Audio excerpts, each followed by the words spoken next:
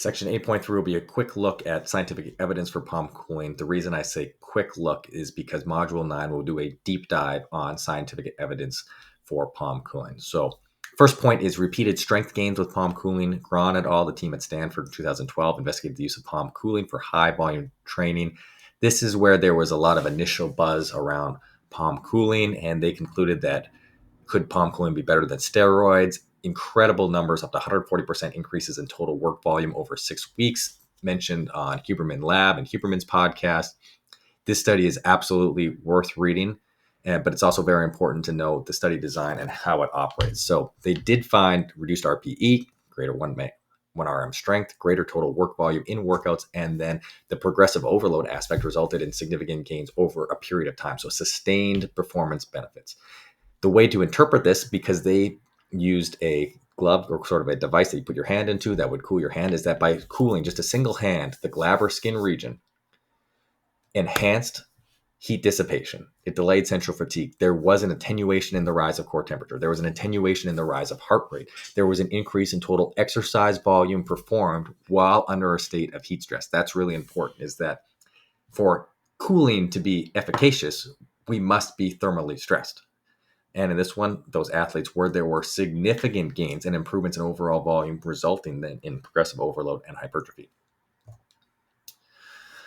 The takeaway of this is that palm cooling enabled greater adaptation with identical workload. So it's a practical tool for improving strength outcomes. And this is especially relevant under thermal stress or doing high volume of work, which subsequently results in thermal stress due to the metabolic heat production. In those same pioneering studies from Grahn and his team at Stanford, going back to their first one in 2005, is they found significantly improved endurance and time to exhaustion. So in heat trials, 20 to 40% longer time to exhaustion, really, really impressive aerobic benefits. The attenuation of core temperature and heart rate, and then lower perceptual effort. How to interpret that? These directly support the central governor theory of fatigue, in which thermal load limits motor drive, in which the central nervous system down-regulates output and induces volitional fatigue due to the impending stress, due to the uncompensable heat, due to the potential catastrophe, let's say. In this study, palm cooling attenuated the limit by not changing the metabolic and heat loading or environmental heat demands, but on the opposite side of the equation, accelerating and increasing heat dissipation to be able to better maintain thermal equilibrium.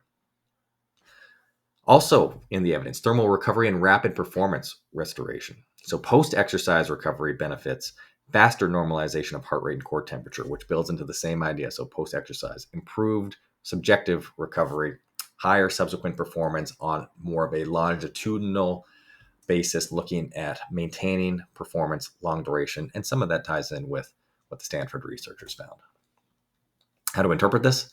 It helps to accelerate recovery.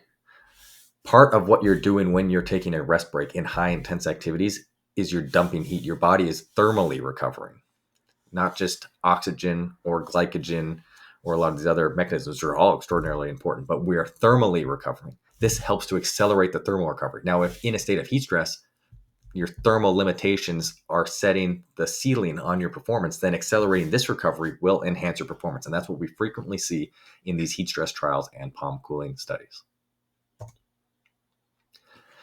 So taking a higher level look at what constituted successful palm cooling application to get these results. Well, successful outcomes consistently depended on a few kind of things, and these are not exact, but this is the big picture. You want cooling surface temperature of about 15 to 20 degrees Celsius. You really don't want to go colder because you'll induce vasoconstriction. And even at 15 to 20, even at 20 degrees Celsius, little 70 Fahrenheit, you still have a large temperature gradient. And for conduction to transfer, their conduction transfers very, very easily. Duration of 60 to 180 seconds, so 1 to 3 minutes, has been shown to be effective. You need to have direct skin contact over the glabrous vascular zone. So we're talking inside of the palm, inside of the fingers. Low thermal resistance, metal, aluminum. Those are probably the easiest ones. We're going to maximize thermal conductivity. High thermal reservoir, the ability to either have continuous heat transfer or to have a very, very large heat capacity so that you can get the maximum total heat dissipation in that activity.